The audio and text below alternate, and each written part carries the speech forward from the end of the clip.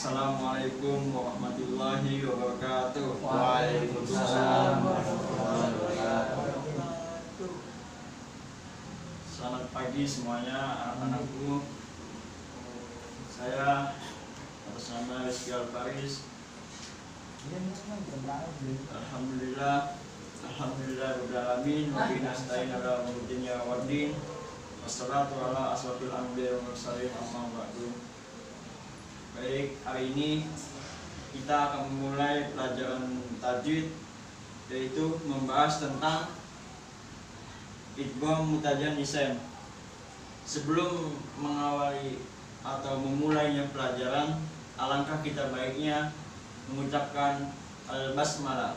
Bismillahirrahmanirrahim. Baik, di sini saya akan membahas tentang apa itu idgham mutajannisain beserta contoh-contohnya. Di sini sudah saya tulis semuanya, yaitu idgham mutajannisain ialah mengidghamkan sesuatu huruf ke dalam huruf lainnya yang makhrajnya tempat keluar masuk tersebut sama, tetapi bunyinya sedikit berlainan. Di sini ada 6 yang kita jelaskan, intinya yaitu apabila ta mati menghadapi atau bertemu dengan to yang hurufnya fathah. Yang kedua, ta mati menghadapi atau bertemu dal. Yang ketiga, to mati menghadapi atau bertemu ta. Yang keempat, dal mati menghadapi atau bertemu ta. Yang kelima, lam mati menghadapi atau bertemu ro. Yang terakhir, ja mati menghadapi atau bertemu zo. Jadi kita simpulkan di sini ada 6. Ta mati menghadapi to, ta mati menghadapi dal, to mati menghadapi ta, dal mati menghadapi ta, lam mati menghadapi ro, dal mati menghadapi zo. Di sini ada contoh yang mungkin kita bisa ambil dari Al-Quran tersebut. Contoh yang pertama, qalat ta'ifatu, dibaca qalat ta'ifatun. Di sini kita perhatikan, di sini ada huruf ta mati bertemu dengan ta selanjutnya. Sebelumnya kita bahas ta mati menghadapi atau bertemu ta, yaitu ketika dibaca tanya yang mati ini agak sedikit itu diikutkan. Jadi dibacanya qalat ta'ifatun. Jadi ta ini kayak anggap enggak dibaca karena bertemu salah satu, yaitu to. Yang kedua, asqalat da'awallah. Nah, yang ini dibacanya asqalat da'awallah, yaitu tamati bertemu dal. Jadi ta yang mati ini sedikit dibacanya dibandingin dal. Jadi tanya agak enggak kebaca karena setelah huruf ta mati yaitu dal. Asqalat da'awallah. Dan yang ketiga, lain basatna. Nah, di sini lain basatta. Di sini kita perhatikan yang ketiga ini contoh, yaitu to mati bertemu dengan huruf ta. Jadi dibacanya lain basatta. Lain basatta, jadi to ini sedikit dibacanya dan langsung kita membaca di huruf ta, lain basatta. Yang keempat contoh yaitu abattum. Di sini ada huruf dal mati bertemu dengan huruf ta.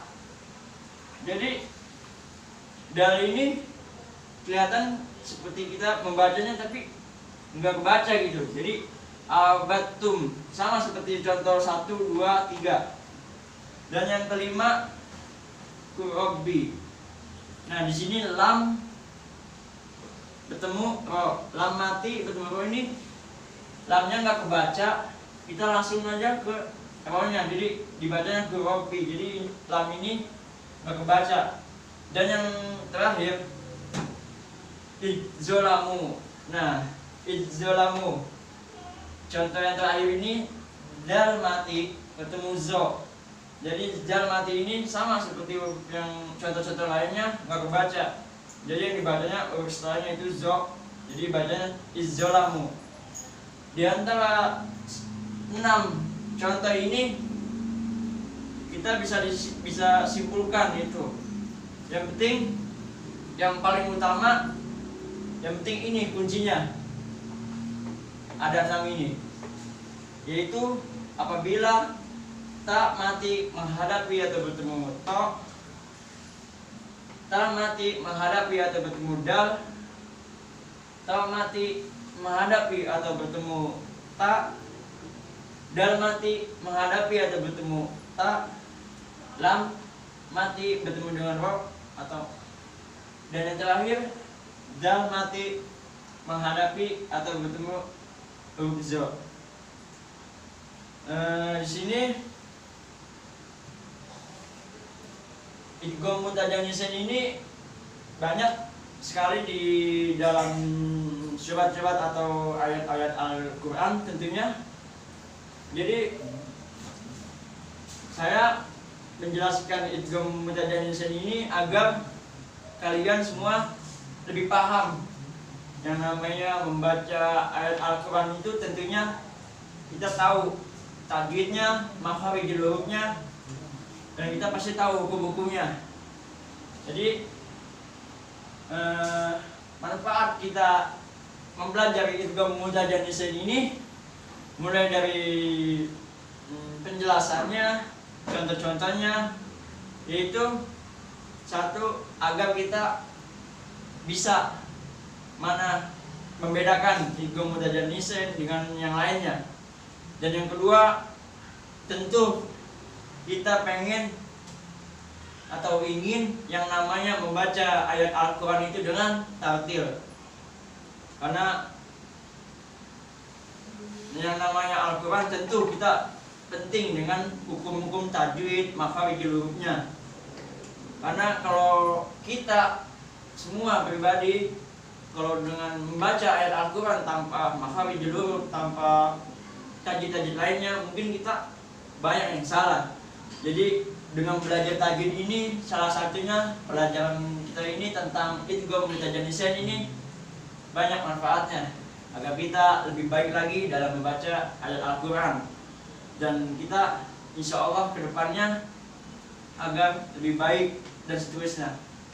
Jadi penjelasan terkait ini, idgham mutajannisain ini, apakah kalian sudah paham? Paham. Baik, saya ulangin sebelum mengakhiri pelajaran ini.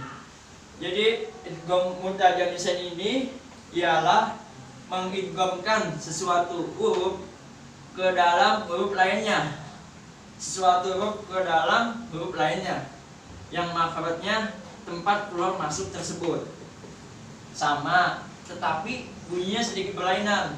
Nah dari sini nih kita mengetahui, yaitu ta mati menghadapi to, ta mati menghadapi dal, ta mati menghadapi ta, dal mati menghadapi ta, lam mati menghadapi ro, dal mati menghadapi zo.